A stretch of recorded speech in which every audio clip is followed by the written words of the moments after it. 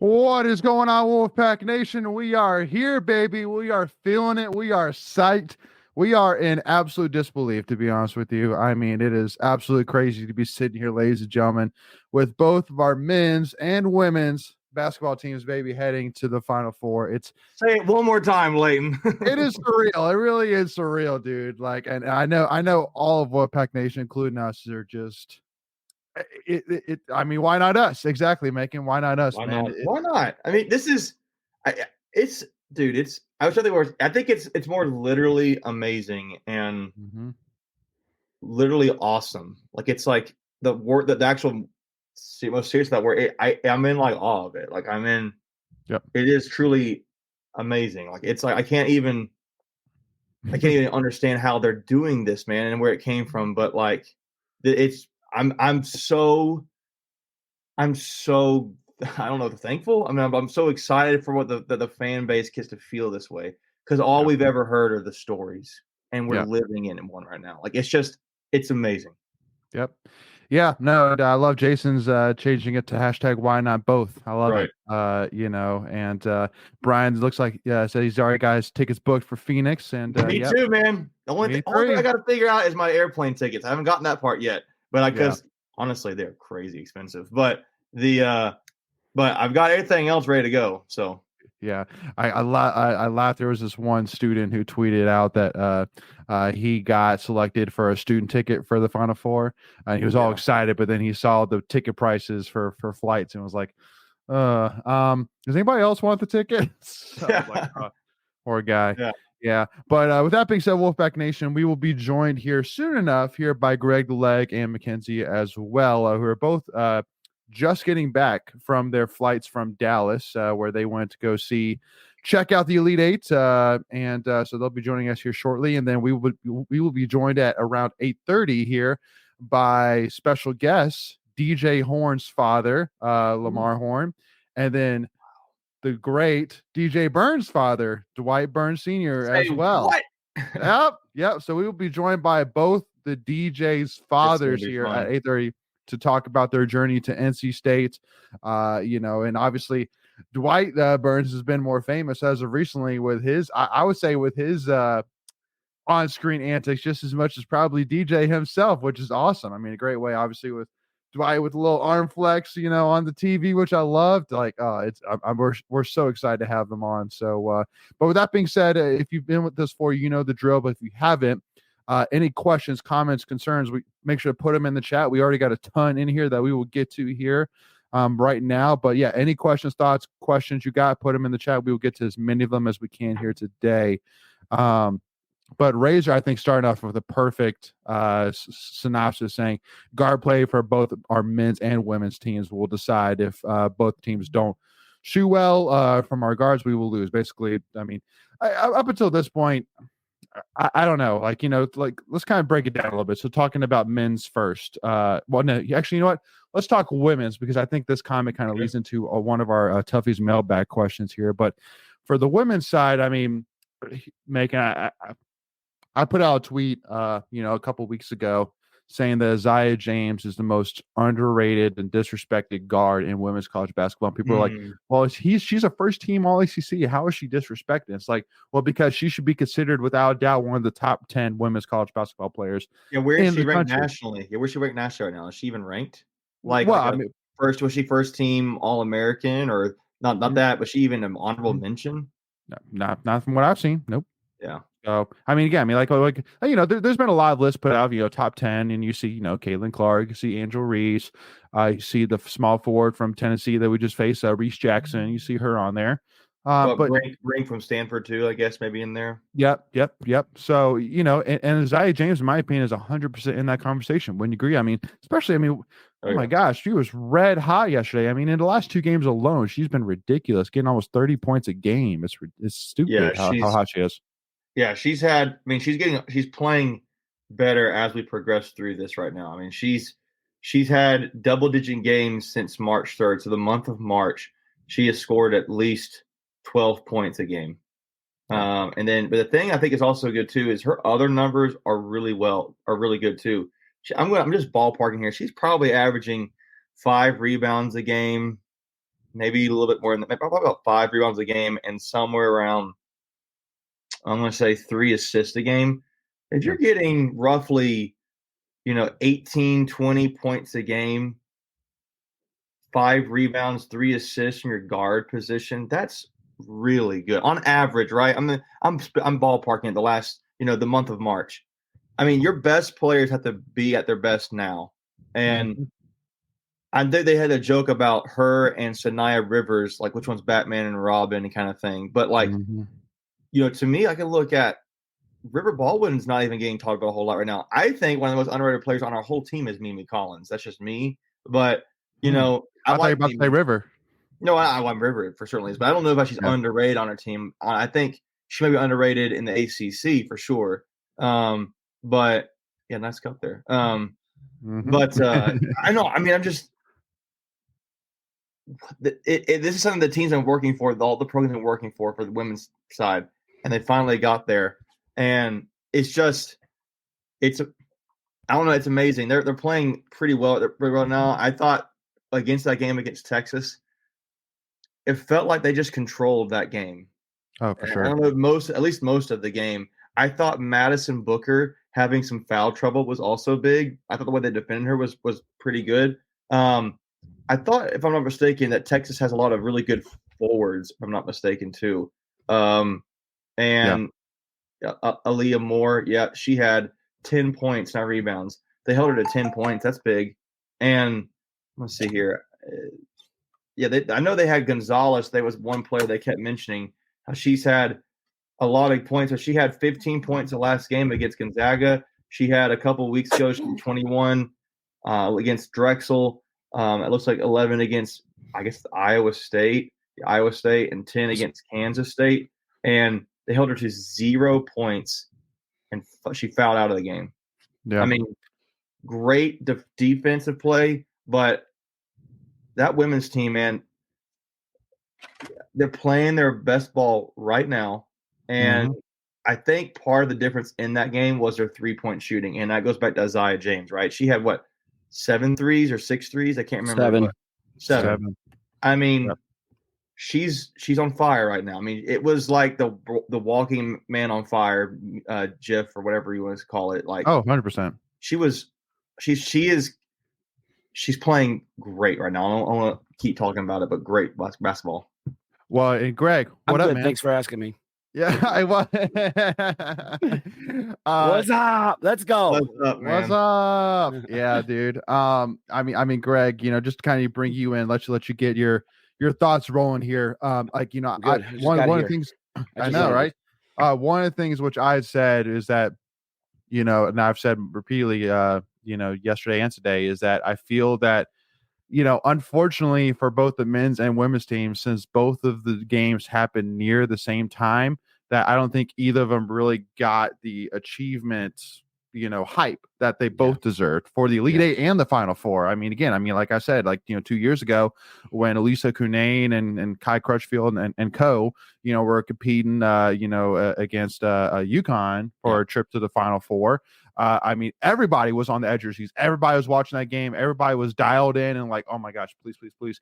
And since they both happened, I feel like that, you couldn't have everybody focused on one accomplishment. It was kind of let's be real, a 60 to 70% split towards men and then 30% towards women. But it is. Yep, it is what it is. So, I mean, is it just kind of, it is what it is? Just, is that kind of your reaction to it? Just, it is what it is? Yeah, so for me, obviously being in Dallas, it was your voice is shot, man. I know, it's so shot. It's so shot. I got 2 games left in it. I know, man. Pour it out, man.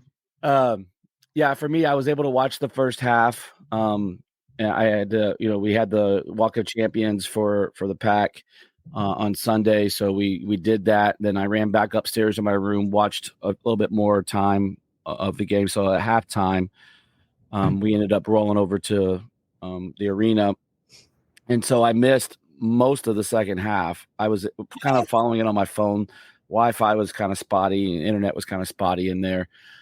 So to your point, yeah, if you were at either event, you couldn't give your complete focus to now, obviously the women You see, it was just the opposite. The women got to see the second half of the game, whereas the men men fans would only got to see in the first half of the women's game. But right. What I saw of it, it was pretty dominant performance. I think they were up 11 or 12 at the half, and they just didn't let that foot off the gas. No, and that was the one thing we were always worried about, right? Yeah, no, they did a great, and because that was the biggest thing for me was you knew at the start of the second half they were going to make a run, and because it's Texas. I mean, in basketball, they're a one seed for a reason.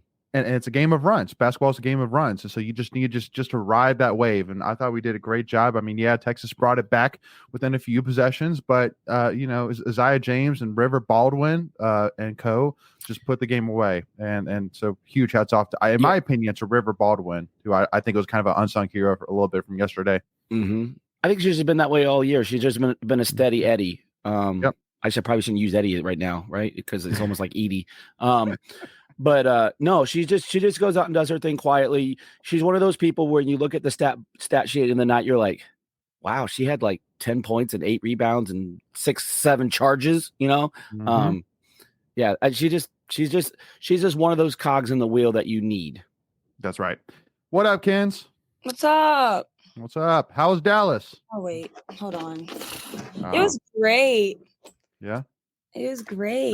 By the way, while she's getting locked in, I will be bringing confetti for the whole crew when we go to Arizona. I have Final Four confetti, so let's go. I will be putting those in little baggies. And what a souvenir! Yeah, thanks. Shout out to JT, Jaden Taylor's mom. She hooked it up for us, so shout out to her. She gave me some. I was like, Mama Taylor, I need some confetti. She came literally. Kins, you saw it. How much confetti was? It was like half the arena's confetti. Yeah, she hooked us up. So shout out to Mama Taylor. Wow. Yeah, just a heads up to everybody that almost the entire Tuffy Talk crew will be in Phoenix. So make sure to keep an eye out. Make sure if you see one of us, come and say hey. And we'll probably be all together. So, for some of the trip, but it's gonna be awesome. Looking forward to seeing a lot of met a ton of fans this weekend. Man, I took so many selfies with people and had some wonderful conversations. And to me, that's the best. I got you too, Tracy. You're one of the OGs, so I got you some confetti too, Tracy. Let's go. You have to text me your address and I'll send you some. But where was I going? Yeah, just met a ton of fans. That's honestly my favorite part of these trips. That's my favorite part of the trips is just talking to people and find out where they're coming from and their backgrounds and what makes them a state fan. It's the best. But don't worry, everybody. We renegotiated Greg's contract, so he's not going anywhere anytime soon, y'all. Don't worry. As we've won, Greg has gotten a 2-year extension on his contract. So hey, let's go. Hey, I got an NIL thing. Let's do a giveaway for some Final Four confetti. I got enough. Maybe we can donate some NIL money. Get something going on or something. Hey, I like that. Was that your carry-on, your personal item, just full of confetti? I looked like a hobo going back. It was like I had my Santa Claus is coming down. Yeah. Wait a minute. What? I honestly, as I was saying, I was like, oh yeah, beard. Yeah, I know. I got you. Did I? Beard. Gotcha. Yeah. But let's give away some confetti though. I like it. I love it. That's a great idea. So one of the biggest things that I'm actually surprised that we haven't heard anything yet, but I hope something does happen, is everybody's been messaging us nonstop about, is there going to be any big watch party? Like, either at Carter Finley or at PNC or, somewhere. I think there's some, Social and Cary. Yeah. But like something like University ran, like where you do I get what you're saying in the men's basketball arena. Yeah, Reynolds or something. Yeah. Well, maybe. Yeah. Something. Yeah, I think Reynolds would be a better atmosphere. It's about 6,000 people. I would be willing to bet. I mean, most schools do something like that. So I would just say follow Pack Athletics and basketball teams. I would just think something like follow. Make sure you're following those accounts, and then if we get something, obviously we'll repost it and get the word spread. Yep. Let's get to a couple comments and then we'll jump on over to our Tuffy's mailbag. Racing, I see she let you back in the house. LOL, talking about my wife Ashley kicking me out to the back patio to see if that changed the second half mojo, and it definitely did. North Wolf saying Wolfpack is back, baby. We're rocking and rolling. What's like the best personal story, Greg, you had while you were there in Dallas? I was there too. Okay, I'm going to ask you Just too, saying. Mackenzie. I'm going to pan it over. Just give me a It's second. Uh, You know what? You know what, Greg? Let's Let her start go with first. Mackenzie. Ladies first. It's fine. Ladies first. No. You got to call me out. You can go first. No, it's cool. Greg, go ahead. Man, best personal story. Let's I get mean, for people me, who Give want. it top 2 or Greg 3. almost You got a got me couple. killed. yeah, just for me, the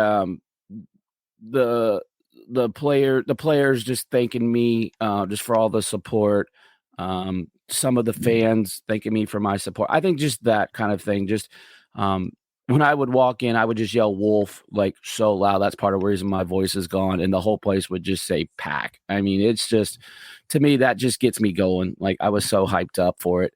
A couple of the coaches' wives came up and talked to me and just thanked me. Parents did the same. So that's what I do. Look, I got zero athletic ability at my age, but I can cheer my butt off, and so I'm going to give them all of that I have.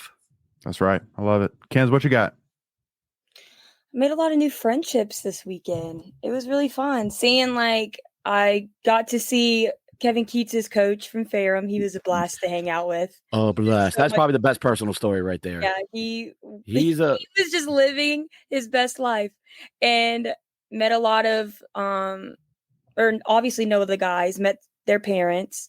That was really fun. Just being there and being able to experience that in person was probably the best thing. Because I mean, I've dreamed that my entire life. Like hearing my Nana talk about how 83 was, and I got to actually be there in person. It felt amazing, and I can't wait to be there at the national championship.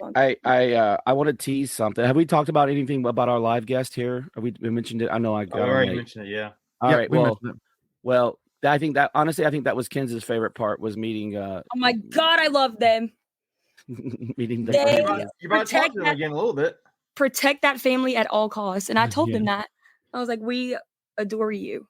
Yeah, I think the other my favorite personal story was getting to meet Julius Hodge. That was freaking awesome. Oh, really? Oh, that's cool. Yeah. That's cool. Yeah. In fact, it was but okay. Along with that lines man, that's so cool.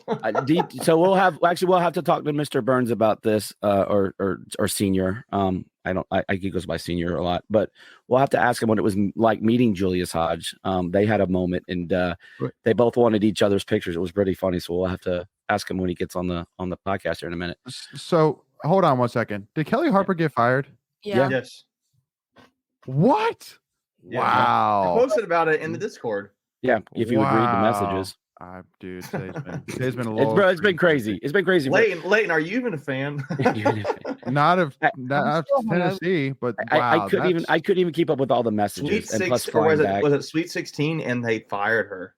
Yeah. Wow. Yeah. I almost wonder if she was like, standard. "You're going to have to fire me because I'm not quitting. You're going to go on record for firing me for taking the Sweet 16." Yeah, they have a standard. I mean, the Sweet 16 is not good enough. You know, the problem was with them. They walked into Reynolds with light blue on. Wow. That was the problem. Yeah. Razor, that. Well, maybe they should. Maybe they should finally hire somebody outside of that doesn't always have to be under the Pat Summitt legacy.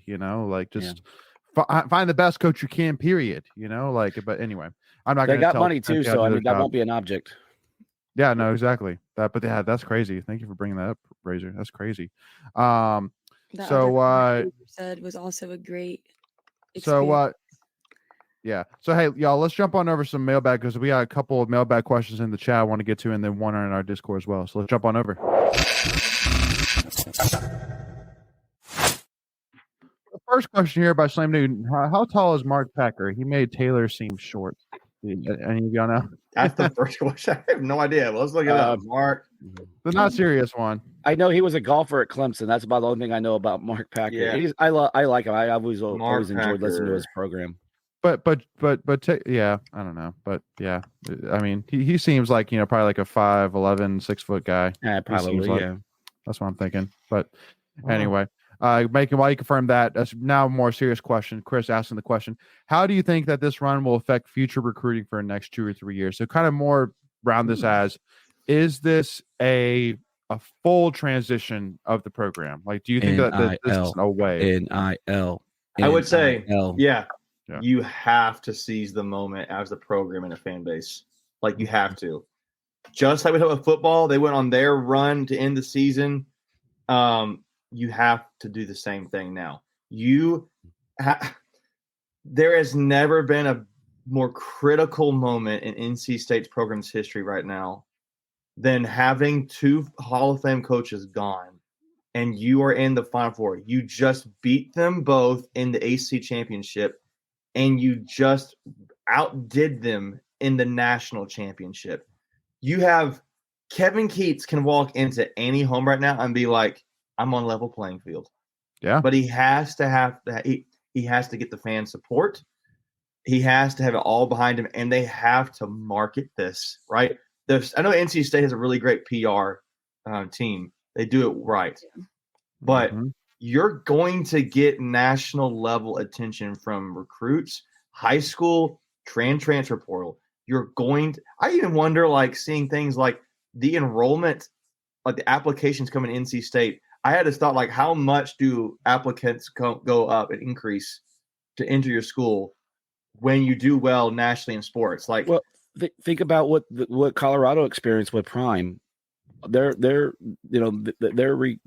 football program launched a bunch of things. I think you're going to see a tidal wave from this.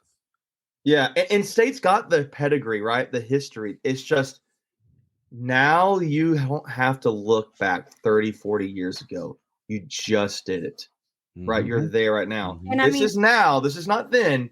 You don't have to bank on that. This is now. So.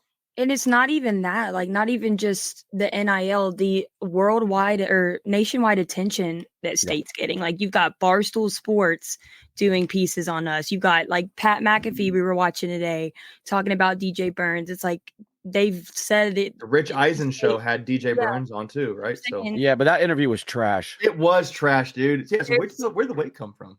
Oh, really? They're saying that. You know, if I was DJ Burns, I'd be like, "Where'd the bald head come from?" He goes, "Sir." I know he was so classy, but that's just the way DJ is, man.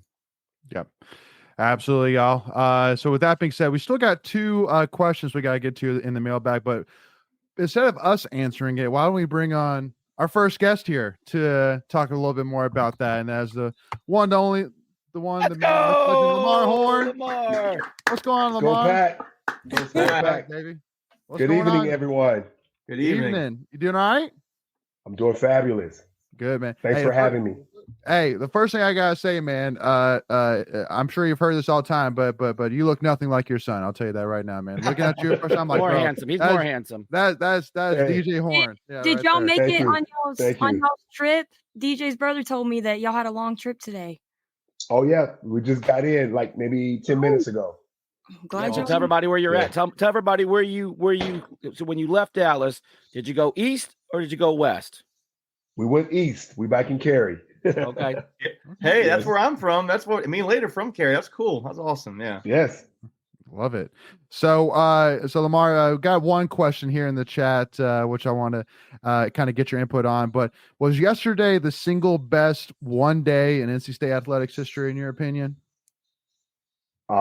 I can't think of anything other than the '83 championship run being anything greater. So to experience something like that on that level, I think it pales in comparisons. To actually be there and experience it was just magical. Well, and so tell us a little bit about it. I mean, you know, it's obviously going to probably pale in comparison to being inside an NFL stadium next week, which I want to kind of get your thoughts on, because I've heard feedback on watching a basketball game in a NFL stadium, but we'll get to that. But I mean, how was overall? I mean, like, you know, everything in Dallas, you know, watching the game. Tell us about the whole experience. How was it for you? Wow. I was pretty pumped up. The fact that we were playing in the home of the Dallas Mavs, an NBA arena. Also, it dubs as a NHL arena for the Dallas Stars as well. Mm-hmm. I was pretty pumped up because I always saw that arena on television. So to get in there and to take it all in, it's you know, it's pretty amazing. Once you get that thing filled up, you know, the game gets to going, and that place get rocking. It get very loud. Wolfpack Nation showed up and they showed out. So yeah, it definitely made the whole overall experience. And also, my man Greg here, he's a boisterous fan. He's loud and proud. Is he really? He's loud and proud. No, yes, he is. He was on the. He was when he first hopped on. He was trying to say something for the first time, and he was like, his voice was all breaking. I was like, Greg, you sound terrible, man. Yeah. He said he's got 2 more games in him, though. I think we all got 2 more in this, don't we, Lamar? The tank is not empty, buddy. That's the tank is not empty. Hey, I wanted to ask you a question because after the ACC championship, I had the pleasure of riding the Metro back with the Morcells, and they were just talking about folks that were reaching out to them. Because like I've gotten it too. We were talking over the weekend. We were just having a casual conversation, and I had people reach out to me that I haven't talked in 10, 15 years. Just somebody that maybe someone special that's reached out to you guys from this run or congratulating you, like just someone that maybe you'd like to shout out. Wow. I would say someone that not necessarily reached out to me personally, but to my son, DJ, his former head coach from Arizona State, Bobby Hurley, sent some very kind, encouraging words. I thought that was very honorable of him to do that. Congratulating DJ, I think in a way that was special between player and coach. And hats off to Bobby Hurley, man, class act. And I appreciated him having that exchange with my son. And even though we took down his mighty Duke Blue Devils, hey, he was still encouraging and endorsing DJ to continue on his run. Yeah, I would be willing to bet you'll probably maybe run into him this weekend with his brother coaching, and it obviously being in Arizona. Yeah. I'm sure we'll cross paths. Yeah. So I wanted to ask you as well that, one of the things which is very interesting, and, the team that you just played in the Duke Blue Devils is that, there's a lot of talk right now between one and done teams and now with the transfer portal teams that are made of experienced guys with a common goal. And, it was shared by multiple different sources that, after NC State beat Duke in the AC tournament, that there was a lot of really pissed off, upset parents, things like that, that upset the coach, things like that. I mean, to me, that combined with what you have seen in terms of the on the court wins and losses, it just goes to show that I feel like that it's just that what you're seeing from NC State right now is like the ultimate, like, boom, there you go. Yeah. Like one and done is not the way. Experience, great people, great hard work. That's the way to go. It's period. Why do you say that? NC State 2024. Would you agree with that synopsis? I truly do. And just to add on to what you just mentioned, I think hats off to Coach Kevin Keats and his staff for going out into the transfer portal and getting those experienced guys, hand selecting pieces of a puzzle that just fit together. We can look at our season and say we had a tale of 3 seasons, right? We were 5-1 in the opening part of the season. So I thought that was indicative of those pieces just coming together and just gelling at the beginning of the season. Then we saw things kind of manifested and kind of derailed. So we had to kind of redefine ourselves. And we changed. I think there was a lineup change where DJ came off ball, Michael O'Connell came on ball, and then we had to kind of, work through the kinks there. But I think that move, when the coaching staff made that move, I think that was the turning point to our season. So getting those experienced guys from the transfer portal, just hats off to the coaching staff for sticking to the process, where the fan base, they just blocked out the noise. They say, hey, we're cooking up something here kind of special. We see the vision long term. It may not be manifesting at this point, but by golly, look at the transition that we've seen, right?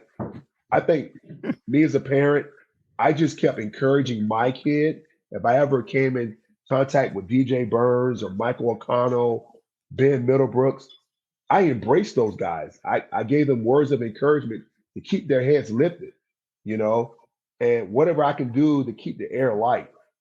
And I'm so thankful to see these kids just never give up and turn their season around to what we're seeing now. Just unbelievable. Yeah, and I guess, and I think my question to kind of help build on that is because it's pretty amazing to. I mean, a lot of fans. I mean, I would say most anybody did not see this coming. I would say maybe a lot of people did, but like the way it's happening, you get what I'm saying? But you get what I'm saying? I don't think a lot of people did, and so I guess what is if there's a one thing you can put on this, like what is the one thing that maybe has been the difference in your opinion? Well, in your opinion, right? I mean, just to capture that as a father's perspective, yeah. Mm-hmm.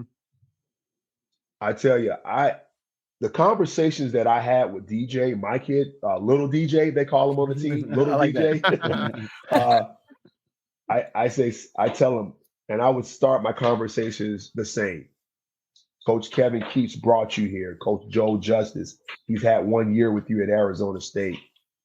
They're looking for you to be an extension of the coach, be a leader in that locker room. They brought you here for a reason.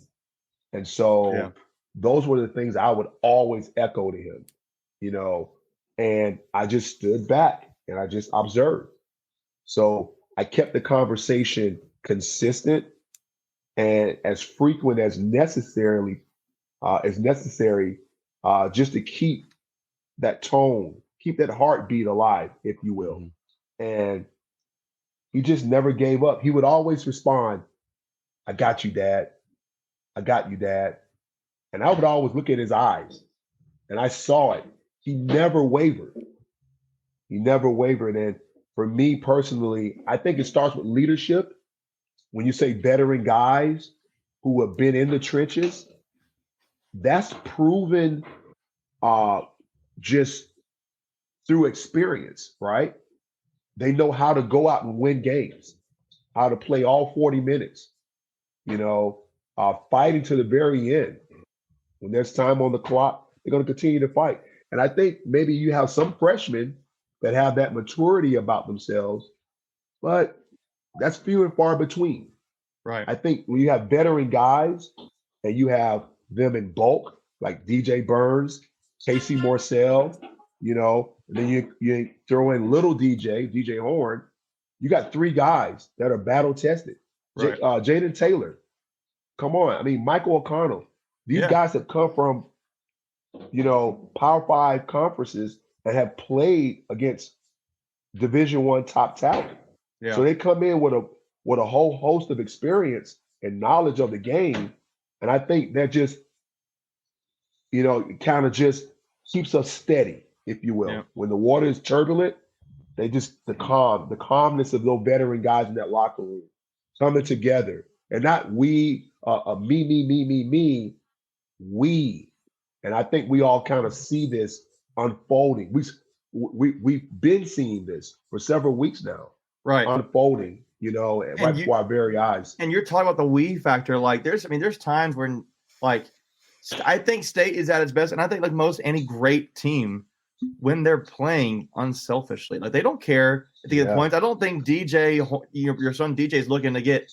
If he gets 20 a night, great. If he gets 4 and 7 rebounds, okay, he contributed, but it doesn't have to be, hell, look at this right here. We got the whole party now. Hey.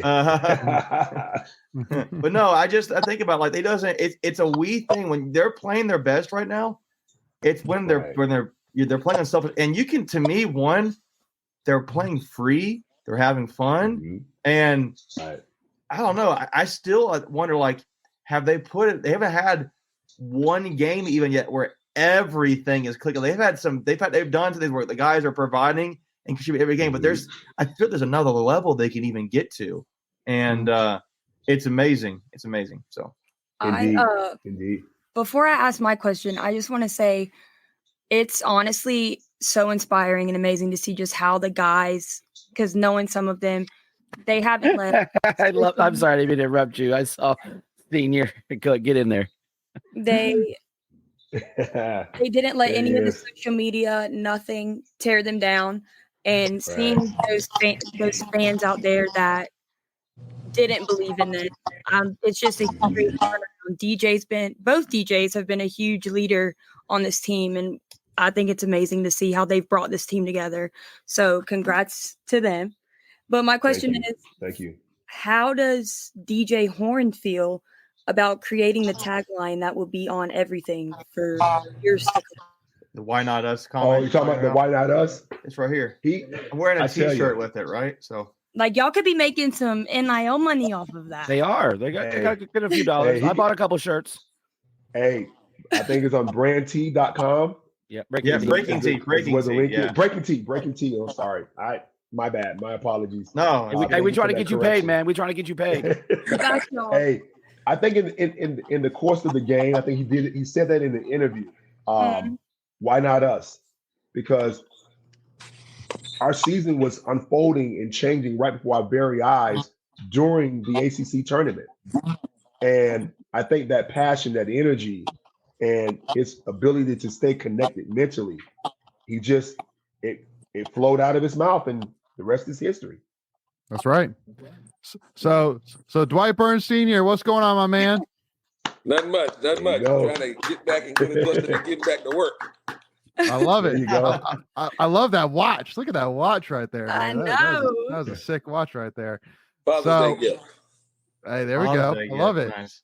So Dwight, I want to bring you in the conversation here with a question that was actually asked in our Discord, which I think is a great one for you to answer, because I'm sure it will come off 100% non-biased. And that is, how will DJ Burns pair up against the great Zach Edey from Purdue, in your opinion? Knowing my son, DJ is just going to play his brand of basketball. It doesn't matter if it's Zach Edey, whoever. And it's not a knock on nobody. I don't know Zach Edey by no means, but he's just. He's back. He's back. He's going to follow the plan that Coach Keith set for the team, and he's going to try to execute it to the best of his ability. I love it. Yeah, no, and Dwight, I'll ask you too. I mean, obviously DJ's become a national icon for sure. Talk to me from your side. I mean, how has it been from your side, seeing your son again talked about by Barstool, being the guy for Barstool, being talked to, from all these guys nationally, man. Making commercials. It's got to be an interesting thing for you, for sure. You're looking at him as your son, but then everybody else is looking at him as this icon. America's folk hero. He's a folk hero. That's right. It's been a very humbling experience.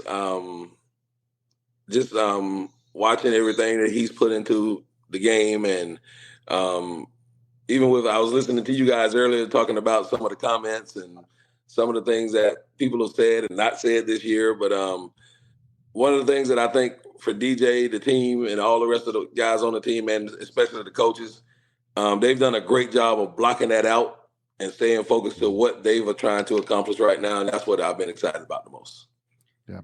Hey, I saw a comment or a question, and I think it was Rusty that said it. Yeah, there you go. That's the one I wanted to ask too. As a parent, do these tight games stress you to the max? Because I know as fans, we live and die on every shot. But blood pressure and heart rate just And I sat behind sat in front of Casey's parents for a couple of games, and I can hear Mr. Morcell Mike go, "Come on, hey, come on," get in there, So like how does that do for your guys' stress levels? Hey, Dwight, you can go first. I go first. It don't matter. Go, you, Dwight. For me, hold on. I like that. It's DJ assisting the DJ. So let's go. You work outside, inside. There you go. Got you. It works for me. I would say for me, I don't get too stressed. I watch DJ warm up, and by the way he's warming up, I can tell if he's going to have the game he's supposed to have or not, or if he's going to have to make some adjustments to his game. So based on the way he warms up, and based on the way I watch the way he's going to attack early, I can kind of get a feel for how his performance is going to be based on the way he's going to involve his teammates. So DJ is the type of kid that if it's not working for him, he wants to get the team involved so he can get it back to him, if that makes any sense. And he's so good at not letting the stress show on. Every time you put the camera on him, he's having the time of his life. There's a smile on his face at all times, and he's always over there hyping up the guys on the bench, hyping up the guys. So it's like he really is that leader that helps. I think he's definitely been a huge role in the second half turnaround that the team has, because he never looks stressed or frustrated. And I think that's crazy. You don't see that on a lot of athletes. He just wants to win, and he's not a kid that he don't have to score the most points. DJ is good not scoring any points. And I think that's one of the things Coach Keith talked about earlier in the season. He needed them to score more. But DJ's thing was, if I got a shot, as I'm making my move to make that shot, and I see DJ Horn cutting through the lane, or Casey cutting through the other side, or Mike at the 3-point line, and they done double team me, and he's wide open, he's got a better shot. Let's win this game. So. Exactly. I think to that point, right? That was very much on display during the Marquette game on Friday night, where they kept doubling, and I think DJ, or Big DJ, right, instead of Little DJ, as we established a few minutes ago. I think Big DJ had like 7 assists, 9 assists, something like that. It was good. So, look, those aren't his 2 points, but there's someone's 2 points or even 3 points to that point. Exactly. Yeah. So I'm curious here too. So I guess the end result is what we're looking for. We got Yeah. So at what point in all of this did each of you realize and start to really realize this is something different about this run? This is special.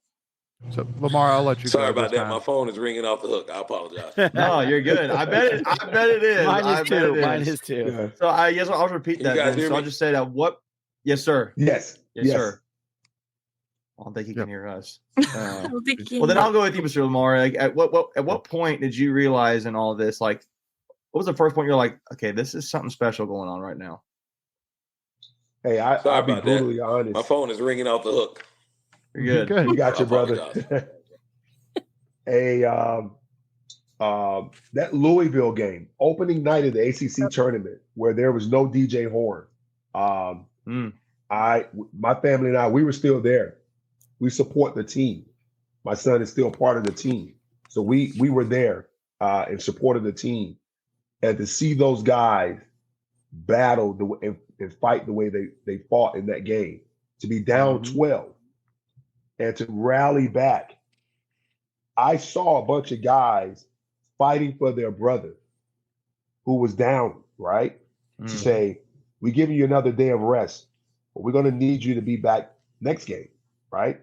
And those guys fought, and we were down one of our key players, right?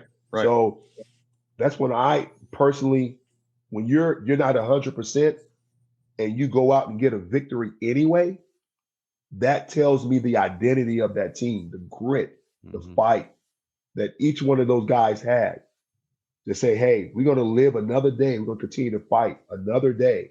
And then we're going to be 100% come tomorrow. And again, from there, the rest is history. We saw how the trajectory and how everything was trending as a result of that Louisville game. So that was the turning point for me personally. Sure. That game. You got fireworks going on in the background. What happened there? What was that? I have no idea, but you must have said something real good.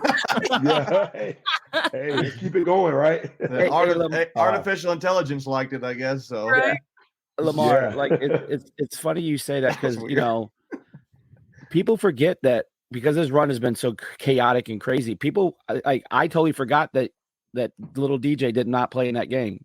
And he did, and so it's just, so you think about all these things, right? Like little DJ doesn't play, the O'Connell shot, like there's just, it's insane. Oh my gosh. Yeah. And that was the first night you and I really talked for the first time. And I just, you didn't know me from Adam. And I was just like, hey, like I reached out and said, like, how's DJ feeling? Because I didn't even care if he played. It's like, I'm more important about the health of your son. And you're like, I think he can go tomorrow. And then, you weren't even sure. And then he shows up on Syracuse Day and just has a great game. I mean, like a great game.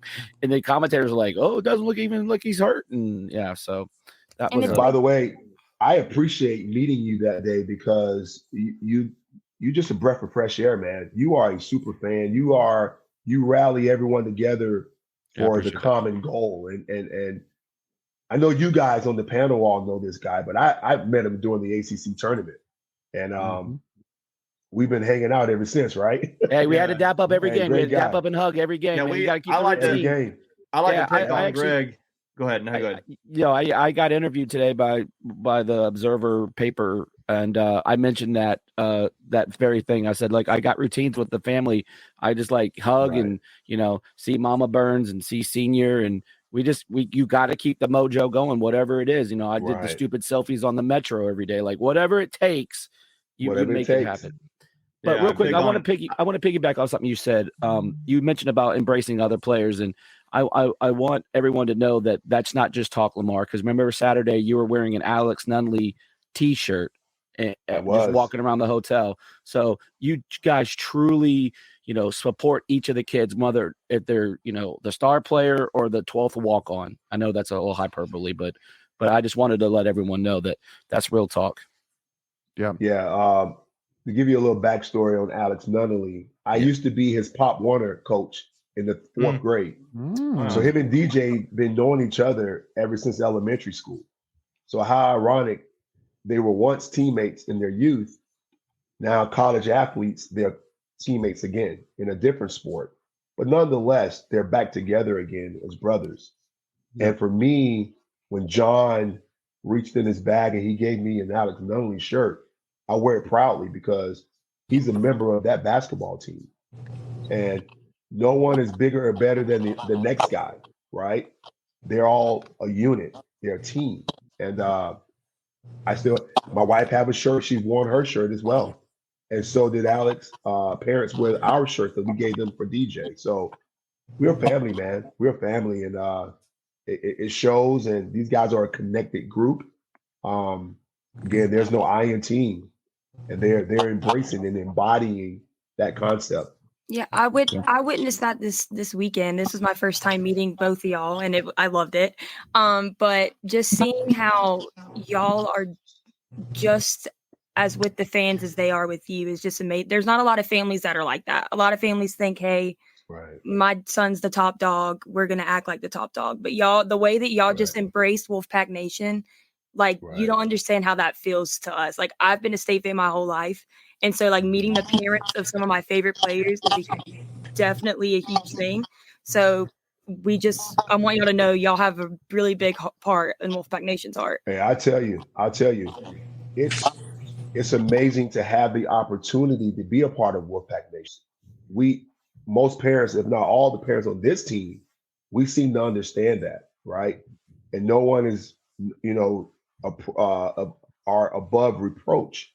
So we just all connect. We all laugh. We cry together, but we all come together at the end of the day because we know that when the kids see a connected parent front, they remain connected on the team front.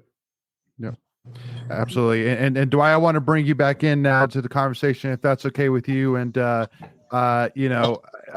the biggest thing which I love is your energy on the sidelines is easily noticed for sure. Him and Dave Doran together. That's right, baby. Let's go. And I mean, so have you always been that way, or would you say that your energy has bumped up a level, with as the run has progressed?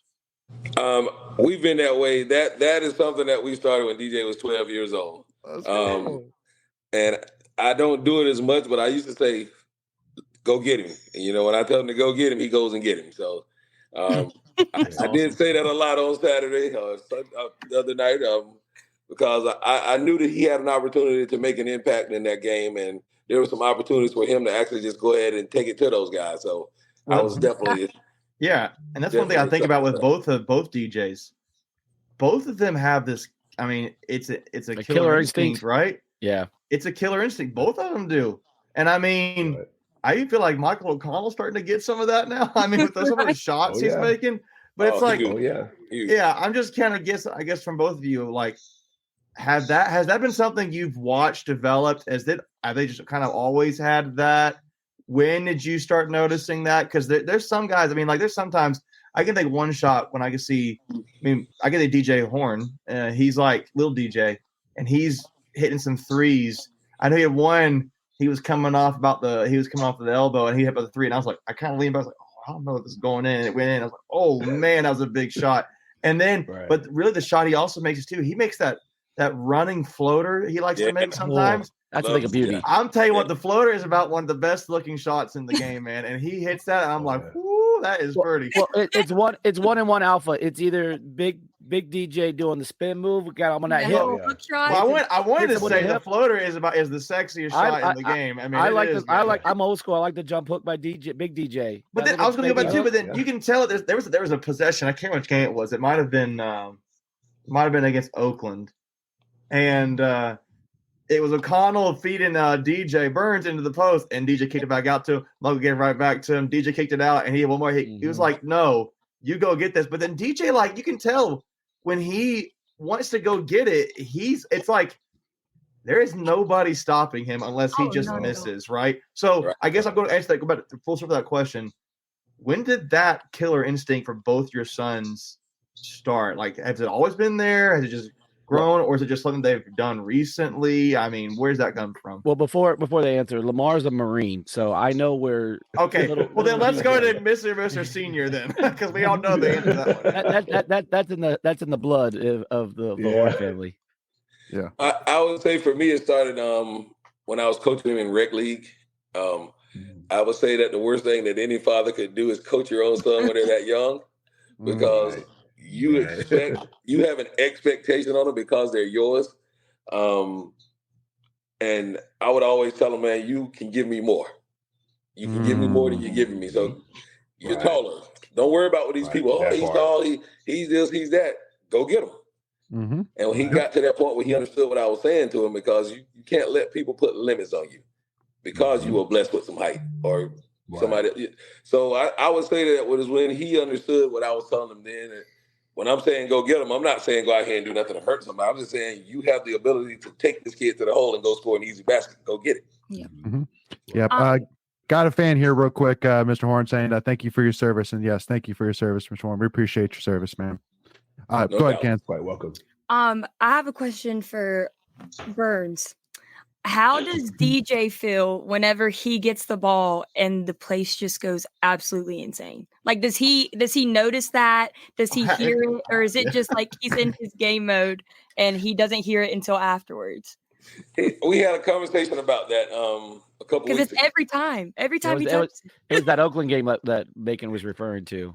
That's the game we were talking. That's when we had that conversation. And I don't think he heard it at first because he was trying to. If y'all have noticed, he puts his hand over his ear because he's trying to get instructions, because he's trying to make sure that he's doing what coach is telling him to do. But at the same time, it's hard not to hear it. Well, I always sounds like he wants to hear more of the crowd, right? He's actually he's a showman. He's a showman, is what he is, right? I'm joking. If we want to call it that, but I think he's trying. From what he tells me, he's trying to get the instructions from coach. But he's definitely been honest about the fact that it does give him. He feeds off it, if that makes any sense. So Lamar, let me ask you this question on like, you know, kind of as a third party view of it per se. Obviously, you've spent a lot of time on Twitter and you know, on seeing what comments have been said from the UNC and Duke side, etc. And there's a lot of people saying that when they look at DJ Burns' style, where, you know, it's way more physicality than your typical what you see in today's age in basketball. Like, you know, a lot of people saying, you know, that's not basketball. That's not the way to play. Like, you know, that wouldn't work at the NBA level. You know, what would your, you know, kind of push back to that be? Because I mean, I think we can agree that, I mean, yeah, there's not many players that play like DJ, but I mean, give me your thoughts on the side of it. Just when trying to condense this down, when we knew that NC State was an option, I was leaping for joy because he's the retro old school back to the basket big who has girth to his body, right? I'll soon be 50 next month. So I grew up watching, you know, Bill Laimbeer, Kareem Abdul-Jabbar for the Lakers, Karl Malone. Those are your prototypical old school back to the basket. David Robinson, right? So Elijah Wan, right? Those names, right? I grew up watching those bigs. So when you see a kid like DJ Burns emulating those type bigs, I love it because it gives us a fundamentally sound, proven big with great footwork, feathery touch. He is battle tested and highly effective. I was beeping for joy because he's I mean, it goes without saying.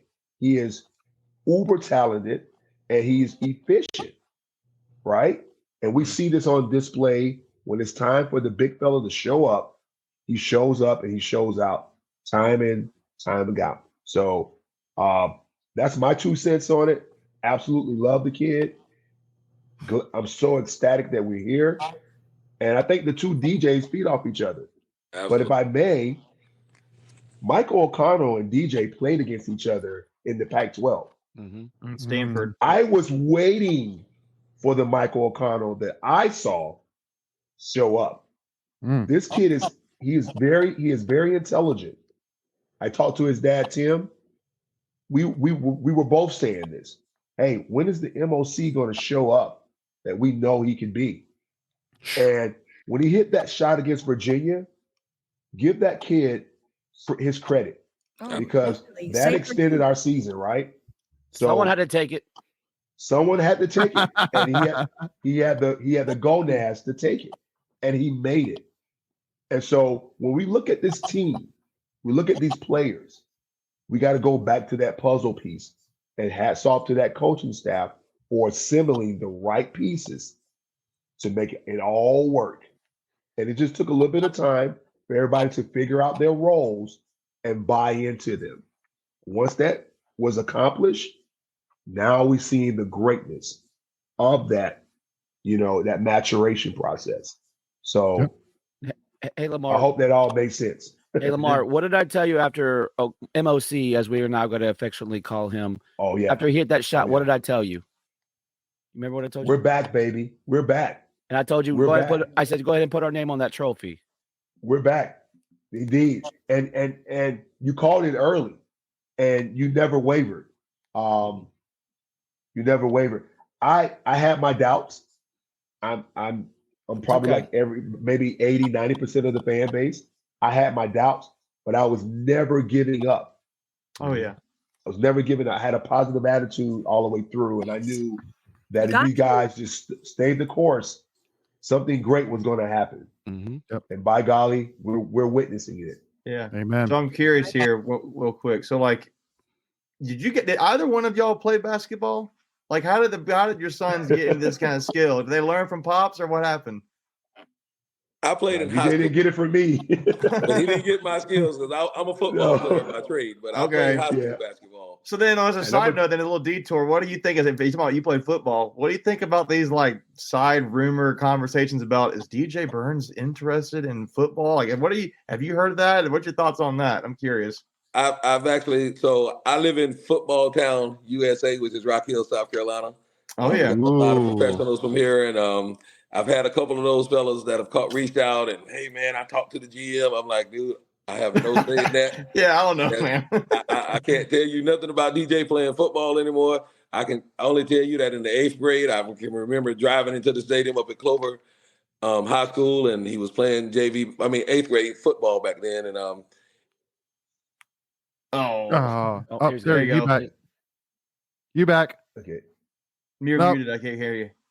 Or hold on. Not yet. Can't hear you. Muted. Hold on. No. Darn. Can't hear you. Yeah. Sorry, Dwight. But hey, I think we're texting him right now. We'll get him to jump out and back in here. Yeah, he's gonna jump back in. But yeah, so you didn't play basketball. You didn't play basketball, Mr. Lamar. You didn't do that. Well, I played in high school. I played up until my 11th grade year, but I was a track and field athlete. And I excelled in track. And athlete. Growing up in Florida, it's conducive weather, year-round training. It seldom gets cold, but that was my sport my claim to fame, if you will, track and field. Where in Florida are you from? We didn't talk about this. Jacksonville originally. Okay. All right, cool. Yeah, I'm a Tampa guy, so all good. Oh, okay. Yep. Cool. Dwight, you got us? Further south. You back? Oh, no. Hey, Dwight, jump back out and come back in again, and hopefully that should work. Appreciate you. So, Lamar, I want to ask kind of a more serious question that I want to kind of get, see if, Dwight has anything to add here. But, one of the biggest conversations that's come up as of recently is the talk about obviously what's come up in North Carolina, which is sports betting. And one of the biggest topics right now is talking about, should there be prop bets allowed for college athletes, so betting on, the amount of points that players get, or rebounds or assists or 3-pointers, whatever. Obviously, you and Dwight have been around college basketball for quite some time. So, I mean, what's your thoughts? I mean, I think it's, what's your thoughts? I'll just open up to you. I really am kind of no way one way or the other. I'm personally against it.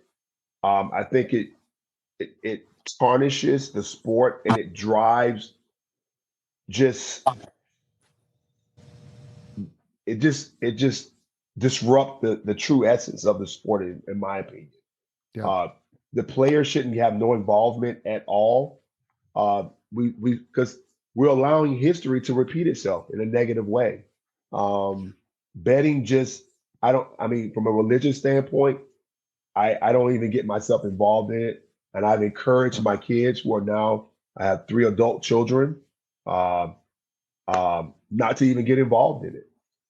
It's a one-way course, in my opinion. Yeah. Dwight, do you have anything more about, your thoughts on whether prop betting should be allowed in the college landscape? Oh, I'm totally against it as well. It just doesn't have a place in the form, and for kids who come from a bad situation, it could force them to think that they could use or go bet on a game and maybe bet against themselves on a game. If that makes any sense, and no one wants to see that. That just corrupts the game. No. So I'm totally against it. I had one more question, and we're going to let you go here. Before I jump my question, Lamar, I see you still got your courtside bracelet on, man. That's freaking awesome. You see it? Yeah, man. I'm not getting it's on my hand. I'm going to keep it, man. It's not coming off. I like it. I like it. I respect it. All right, so my last question, and we as a channel are very pro NIL, and we're always trying to making sure that these guys are taken care of. And we had some talks both of you. Just give me your thoughts on the importance of NIL for not only your children, but athletes in general, and what kind of difference that helps make for them. Right. Dwight, you want to go first? You want to go first? Yeah, I'll go first. I would say that I look back when I was playing college football at South Carolina State, and when the cafeteria closes and you want something to eat, or you got some things that you need to take care of for yourself that your parents may not be able to take care of. I think that for both of our kids' situation, I don't think that's the case. And for a lot of our kids' the situation, that's not the case. But some kids still have those obstacles, is what I call them. So I think that NIL gives those kids an opportunity to benefit from their name, image, and likeness, if that makes any sense. And I'm for it. Absolutely. Right.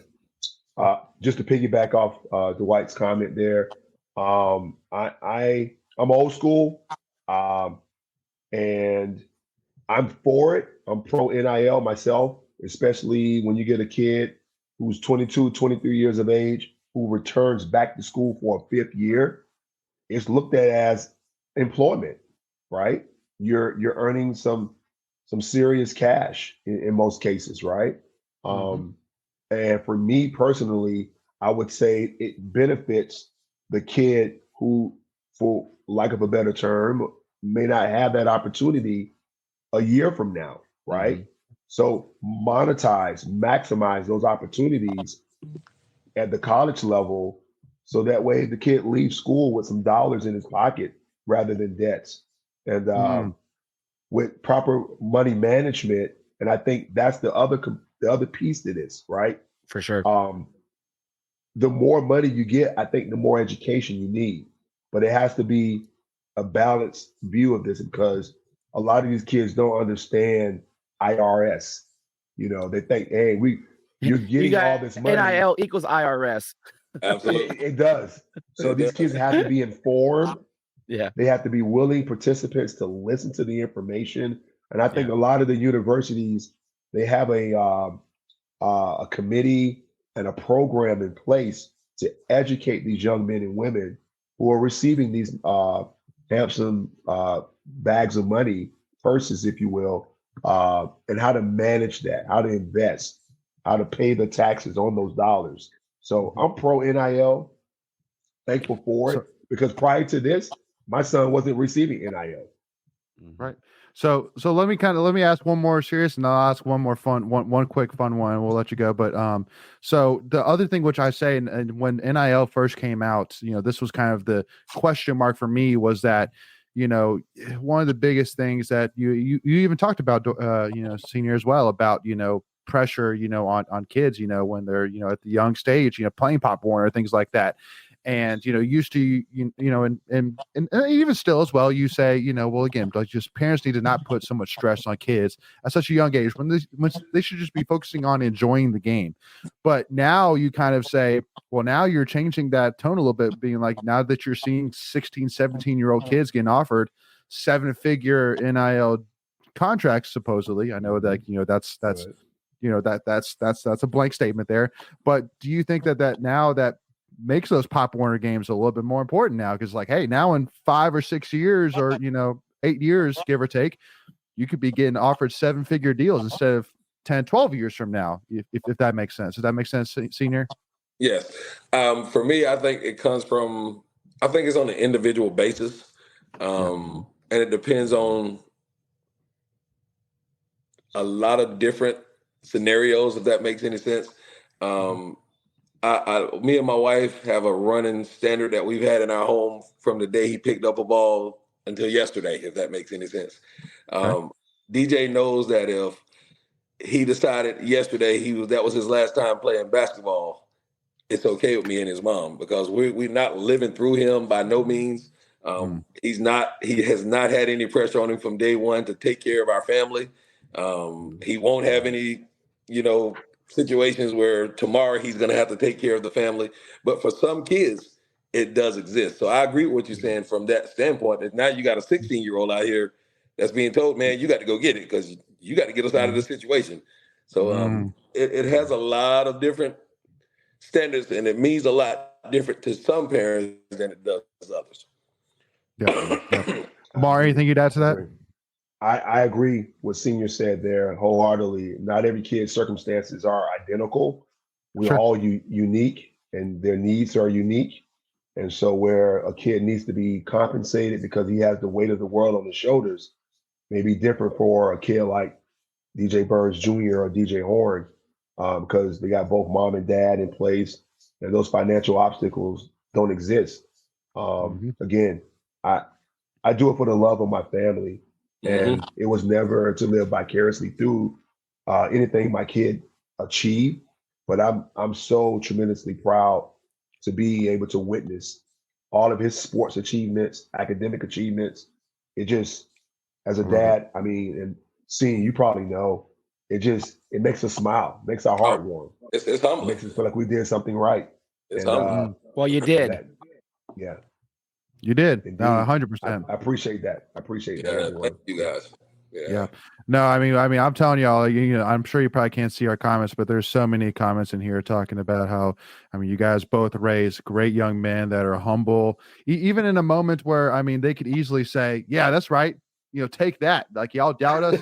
What now? No, it's like, no, it's like, no, hey, listen, you count us out. That sounds good to me. Let's watch us do work. Like the video from last night, they were the two that stopped first to sign autographs. Like DJ Horn and Burns got off of the bus and went straight to the fans, and it's like you don't see that a lot. So I promise you, the kids are definitely in love with your sons. And then Burns going to take pictures with security staff, Senior. That's a good word right there. You took that right out of my mouth. I've always prided myself, and my wife, we've always prided ourselves because we're civil service, if that makes any sense. You're dang right. We're servants of the community, and we recognize that the community has to come first. We raise our children to be community servants. So for me, I think there's been plenty of nights in the past 2 years where me and my wife know we got to drive back to Rock Hill that night. And Greg, you could attest to this. Yes, sir. We'll stand up there because we want to make sure that DJ always understands if one person paid 50 cents to watch you play a game, you honor that person. And you show that person the respect. So when he came out last night, I was watching that video in the airport today of him with the security guards. And then I listened to DJ say, man, where's the locker room? And me and my wife just bust out laughing because he has his mother's personality.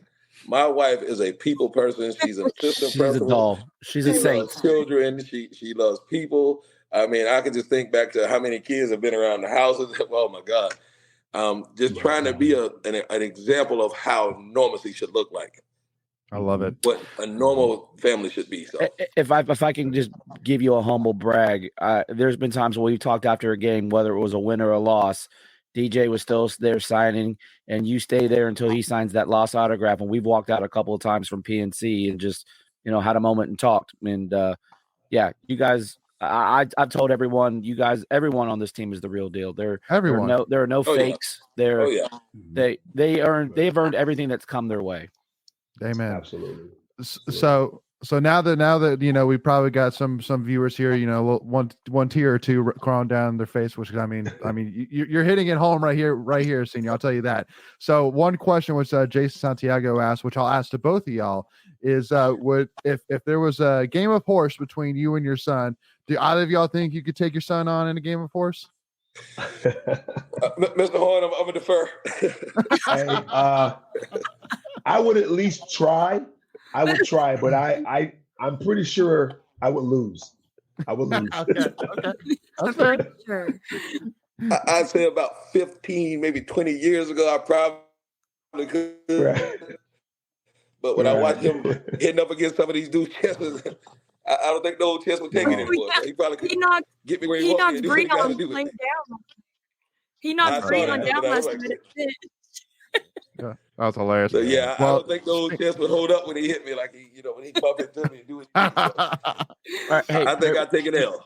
One thing we're gonna let you go after this, but give me each what do you want to say to Wolfpack Nation as we get ready to go to the Final Four, and we're closing on that. I love it. I'll go first. I'll say I'll go first because I've been here for 2 years. And I would encourage Wolfpack. Rank, I like it. So there. No, not like that. Not like no, that. I know. I'm joking. Not like that. That was funny. We love you. I would say the one thing I would say is that be patient with Coach Keats. Coach Keats has been a man that me and my wife was just talking about that with an interview we did earlier today. Everything that Coach Keats said to my family and to my son, he has delivered on in these past 2 years.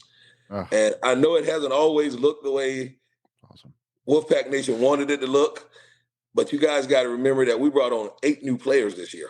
Yep. Thank you. Preach. And that I've been saying that. Oh, there we go. He's back. No, do it again. Do it again. Yeah. Go out, come back. Go out, come back. Go out, come back. Go out and come back. Yeah, go out, come back. All right, Lamar. Because he was preaching. So keep it going, Lamar. What you got for us? Hey, truly appreciative. You brought my kid home. Wolfpack Nation, I'm indebted to you guys. And all I ever wanted was this kid to come home and just be everything he has done, for Wolfpack Nation. He told me in his reason for coming back, I want to win an ACC title. I want to win a national title. And I'm like, okay, that's a tall order, but I'm so gracious and thankful that he even had the opportunity to be on this platform to deliver what he's been able to contribute with his teammates to give back to Wolfpack Nation. Yeah. Truly thankful. Senior, we got you again. Go ahead and continue, my friend. You're preaching. Oh no, come back. We got you again. I messed up again, man. I'm telling you, man, his phone blowing up, man. He's famous. He's famous. Well, Lamar. Yeah, go ahead. Yeah, well, I was gonna say I was gonna let Lamar go, and if Senior jumps back in, but Lamar, I really do appreciate you, man. Thank you so much. Appreciate your time. It was great. All of us here on the show. We'll see you in Phoenix. I hope to get to meet you. That'd be awesome. Yeah, that'd be great. So, hey, I'll introduce you. There you go. Yeah, it'd be great. Lamar, thank you so much for taking our text earlier today and making time for us. We really appreciate you. No problem at all, my friend. You guys be blessed. Go Wolfpack Nation. That's right. Love it. Dwight, you got us again, my man? Yeah, I'm sorry about that. My phone has just been nonstop, so I do apologize. Celebrity. No, Right? no. No, that's humble right there. No. I told a lady yesterday, she said, how does it feel that you're recognizable now? And I'm like, ma'am, I don't play for the Wolfpack. I'm a supporter of the Wolfpack. I said, I am a fan. I keep that bench, that seat nice and warm where I'm at. I am a fan, so treat me like a fan. Don't give me any praise. All praise belongs to Coach Keats and those kids. So you were saying about Coach Keats. Go ahead and finish that thought. But yeah, I just wanted to say that I know that it's been tough, and I know that it's had a certain look to it. But the same thing that happened last year when that team was put together last year, it took some time to get to where they got to. But they got there. And even though we may not have gotten there during the regular season this year, Coach Keats and that staff never gave up, and those kids never gave up. And the result is what we're seeing now. They had to tweak some things, just like they did last year. DJ went to North Carolina State, had never sit on the bench really like that. But when he got there, he had to play behind Dusan until Coach figured it. And I hate what happened with Dusan with a passion, because I felt like both of them together would have been special. But God had a plan, just like God has a plan now. But Coach can really coach. I during these tournaments, being closer to him than we have been before, you can really see what he's doing. You can see how he juggles the pieces. I've even seen him juggle my son, and sometimes you have to pull him out sometimes because he get a little winded or whatever's going on. But sometimes you can leave him in there longer. So or it gets a little hype. Yeah, it gets a little hype. So, but he's over there doing this right here. He's over there doing this right here. Yeah. He's out there bopping his head. Got to get him out of there. Get him where the head ain't bopping. You can stay focused. So, that's right. I would say to Wolfpack Nation, be patient. You got a good coach. He's got a really good coaching staff. What he's done in 2 years is taking time, but look at the end results of when you allow those guys to figure it out and get the right combination. I'll tell you, I've been telling I've been telling Mike's daddy since the day I met him. Mike's the glue. And if you ask him that today, he would tell you, Mr. Burns has been telling me that since I met him. Because Mike in my opinion, is a true point guard. He knows how to settle those guys down on the floor. He knows how to make that right pass. Cool, calm, and collected. And now that Mike has shown us that he can shoot that ball, oh my goodness, sky's the limit. Yeah. Amen. But that's my message to Pack Nation. For the one, and I'm not going to use DJ's phrase, but for the ones that have been patient, thank y'all, and for the ones that are now getting back patient, if that makes any sense, and can see the fruits of the labor, stay with those guys. They need y'all. They need y'all support. They've done something that only the Lord, in my opinion, because I am a Christian man, I'm a deacon. So these kids and this coaching staff have done something that only the Lord could have done. And only the Lord and the patience from Pack Nation is going to take Pack Nation further than it's ever been before from this point on. So couldn't agree more. Awesome. Well, Senior, I appreciate your time. Thank you so much. It really was a true honor to have you on, and you and Lamar were absolutely phenomenal. You are always a welcome friend here at NC State, always a true loved member of Wolfpack Nation, and we thank you and your family so much for deciding to come be a part of the Red and White, and we look forward to seeing you in Phoenix. Let's win a national championship. Let's go win a national championship. Hey, Senior, thank you so much. I know you guys have been so busy with everything, so thank you for making time for us. We really appreciate you. Listen, thank you for the invite. Always show up when Greg calls. He's like E.F. Hutton. Everybody listens. So appreciate the invite, Greg. Appreciate you, buddy. We'll see you, Phoenix. All right. We'll see. God bless you. Oh, man, y'all. I mean, where do we go from here, y'all? I mean, we end the show. I mean, that's pretty much about it. So I really do hope everybody enjoyed that as much as we did. So much phenomenal stuff said there, touched on so many things. I will be heads up that we will be having other shows here this week. We are planning on either Thursday or Friday night. We'll have a show live from Phoenix. Not one that people can attend in person necessarily, unless there's just an overwhelming. Hey, maybe we'll just do it in the lobby of the team hotel. We should. Maybe that's not. You know what? That is not a bad idea there, my friend. That is not a bad. We can do it Julio Ovi style. Just see who comes up. We can have a hot mic. Ooh, that's good too. We'll see what we can do. All right, Wolfpack Nation. But yeah, so again, we haven't gotten to lie here today. Obviously, as we had to talk to the man, the myth, the legends themselves, and Lamar. Them. Sorry. Oh yeah. You too. Both, you but too. all three of you guys. All three of you guys. That's right. I'm definitely the third wheel of those two.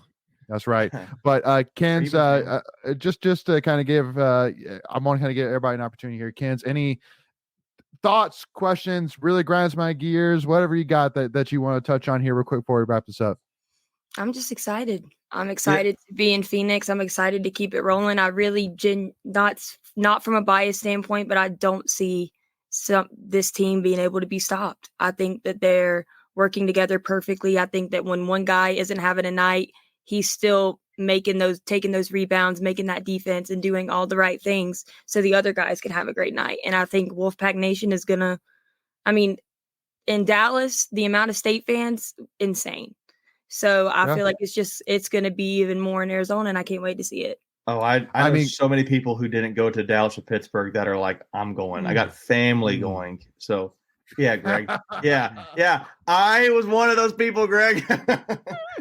I got back, but I'm making it happen this time. No, I will say McKenzie. Yeah. I was going to say McKenzie. I was even thinking today, I was like, I literally thought that I was like, dang, McKenzie was right. She just keeps picking us to win the whole thing every time. And at some point, nobody listens to me. Everybody was doubting but me. I literally thought, that's what grinds my gears. I was like, yeah. You would really grind my gears. It's the rest of this Tuffy Talk team. Everybody laughed at me when I said we were going to win it all. Every one of them. I literally thought, I was walking through work in the plant between our R&D lab and the plant. I was like, I'll tell you what, man, McKenzie got it right. I'll get it right. So I'm part of that 1.43% that has him winning it in the bracket. Yeah. I love it. Yeah, no, but real quick though, and Megan, I'll let you do as well. But yeah, again, shout out to the women's team. I know we're talking a lot, obviously, about the men because we had two of the dads on. But again, I might try to go. I got a couple moms I can maybe reach out to for women, so we'll see. Maybe we can get something going for them too because they deserve it. But also how the men have just honestly, again, the improbability of it, right? That's what also is deserving a little. I mean, in my mind, a little bit more deserving attention. But the women, to me, I also think like 2 Final Fours in Raleigh.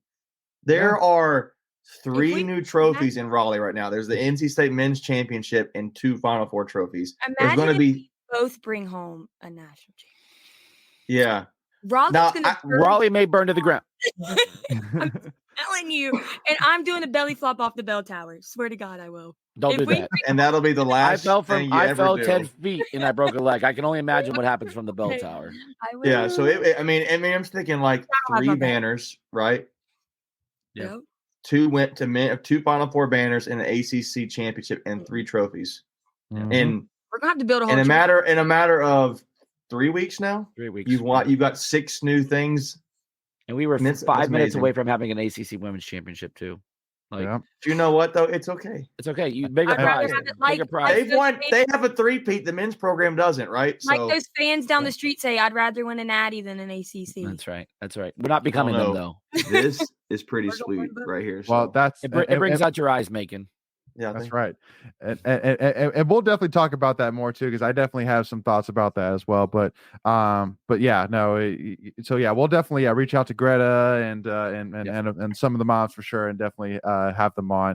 So just make sure to stay tuned, y'all. As again, we will have plenty of live shows this week as we preview and enjoy again this amazing run we're currently on right now, y'all. So to make sure you do not miss out on that, and to make sure you're notified on that, make sure you hit that subscribe button, y'all. Hit that notification bells. We are over 9,200 subscribers. We are well on the way to 10,000, and which would be a phenomenal goal. And we'll definitely need to do something special, Greg. We need to promise something crazy if we had 10,000 subscribers, man. I did promise. We'll think about it. And I told Dave Doran last night, and he dapped me up for it. If we get 10,000 subscribers by the spring game, he says we'll win an ACC championship. Last night at the game, and he said I love it and dapped me up. So mission, get to it. Yeah, get to it. I love it. Macon, any final thoughts here, my man? Let's just go win. Actually, let's go win the whole thing. Let's go win the whole thing. Why not us? Why not us? It is magical what's happening right now. It is. And the parallels to what 83 was in this now, we had to beat UVA twice. We beat Duke twice. We had to go up against a Ralph Sampson, who is 7'4". We're going to have to go. We're not going to compare Filipowski to Ralph Sampson right now. No, I'm not. I'm talking Edie. I'm talking Edie. Okay. Yeah, I got you. No one's talking about Filipowski. That dude. So it's like we were watching the game, and when me and my brother were all into it, Amos was going Jag. Jag, like all these guys, and my dad, like he's going, "You're a Jag," but he was like, my dad was like, when he watches the game, he's like this. He's transcends. When Filipowski found out, he got lit up. He was like, "He's gone. He's out of here. See you later." It was awesome. That's what I'm happy for, is like all those fans, right? Just having their moments. And real quick, I'm sorry, you finished with your last thought. No, it's just magical, man. I mean, it's storyline. Houston and UConn is every bit as formidable and as sure thing as Houston was, right? Yep.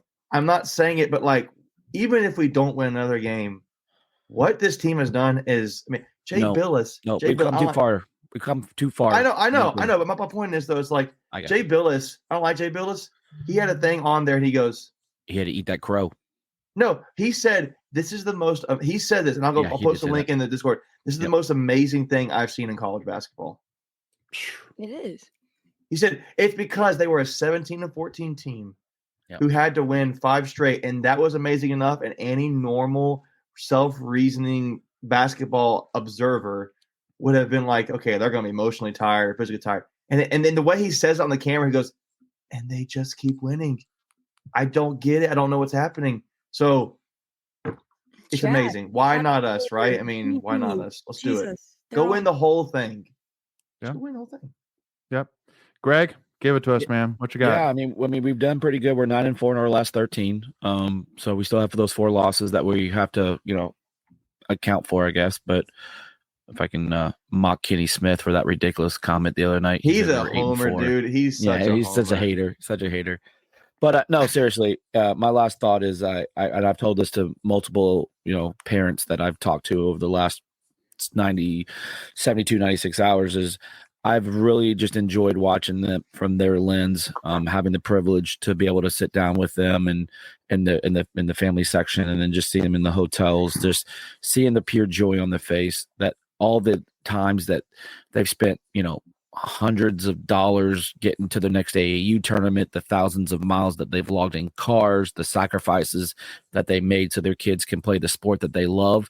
And now they get to enjoy the benefit and reap the success of these kids. That to me is what sports are about. And it's just, I've just enjoyed the ride. I don't want it to end, and it will end on Monday night with a victory, as far as I'm concerned. Yesterday, I feel they're going to win it. Yesterday was the most calm I felt during this whole run. I don't know why, and I should have been the most nervous.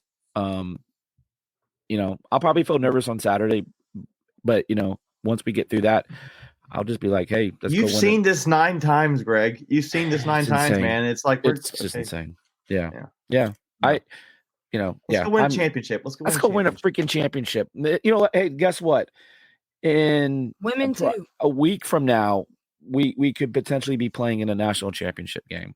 So that's a good point. Yeah, because I think women's is on Sunday, and then the men's final is on Monday. But look, in less than 48 hours, I begin my journey out west. Yeah, and we're there with you. We hope to see everybody there. The way you say that makes you think you're taking a boat out there. I will take my voyage out there to the west side. No, I got to go get my son down in Virginia Beach, and then we'll get on a plane Thursday, and then we'll be in Phoenix on Thursday. So I am so stoked. Tell Christian hello. Yeah, but yeah. By the way, I'm still married at least for another week. So. Yeah. That's awesome. Shout out to my wife. She's been I called her a March Madness widow for the last 3 weeks, but I appreciate her supporting this journey, because it only happens apparently once every 42 freaking years. So I hope we change that. Hey, program changing run right now, right? Absolutely. Why not us? 100%. Yeah, no. That's right. For me, I mean, I got to start off before I forget about it because I promised him I would do it. But my cousin, Jimmy Dayton, he made me promise because he's the one that did the request for the Wolfpack Club tickets before the request window was over. And so the tickets that we're going to be using, part of our tickets we're going to be using are his tickets that he got for us. So huge shout out to Jimmy there for that. He promised he made me promise to give him a shout out on the live show. So I'm filling that promise. Turn up. That's right. What? Turn up for what? That's right. But yeah, no, I mean for me, the first thing I'll say is again, I mean, like it really is sad, honestly, because no matter what, we're guaranteed within a week that the season will be over. Like it will be within a week, which is just, it's sad to think about. But honestly, for me, like my biggest hope and prayer is that no matter what happens, no matter, if a loss does come, I really do hope that honestly the cheers from the winning team's fans are not as loud as the cheers from our fans. Drowned out by the Wolfpack. That honestly are like, it honestly like freaks the winning team out. Be like, why are these losing fans cheering as loud as they are? And I mean, because good thing we're not going to be the losing fans. Well, I mean, good thing, but I'm more just like that. That's my hope and prayer. Is that fans, we got it? Is that again that really what happens on the court at this point? Like, whatever bad does happen, it doesn't matter. It doesn't matter. Like at the end of the day, first of all, because whether you're down by 6 at halftime to Duke, like it doesn't matter. They can still come back.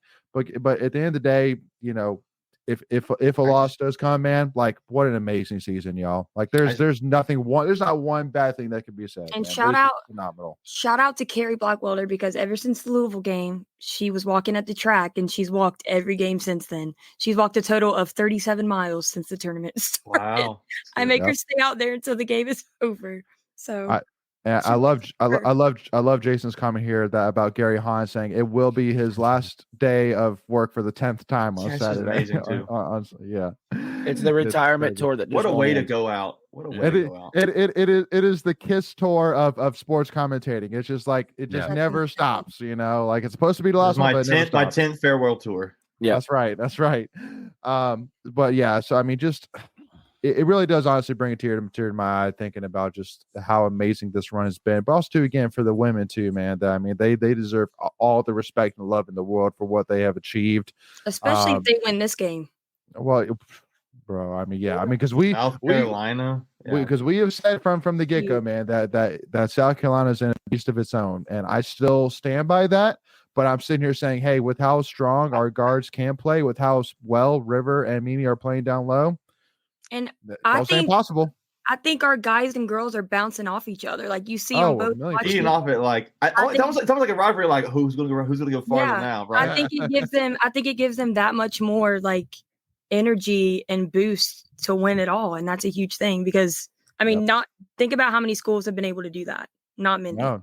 So only one other time. It's only happened one other time. That was UConn. Back in 2011 or something. Yeah, 2011. And ironic would it be if we beat them in the final? Well, especially because again, UConn's the team in men's. That's like no, I mean UConn's they're going to win it. Basically, everybody's saying they're going to win it. Just give it the trophy right now. So, yep. I said the same thing about Houston. So what we need to ask Keats. What we need to ask Keats is so if we make it to the national championship game against UConn, will Keats' mom take UConn minus the points? That'll really go the full circle with 83, right? Full circle. So can Modiar re-up on electrolytes? Well, yeah, can Modiar re-up on electrolytes during the eclipse? I still think that right there is one of the most the craziest things this whole thing. Ramadan Mo, that's his nickname. 8 games. I don't know, it's 9, but 8 games, 85 points, 100 rebounds, and it's just mind blowing. It's crazy. Yeah, and again with being on a weird meal plan too during all of it. Getting up at 5 a.m. while all the other guys are still sleeping. Yep, I know it's crazy.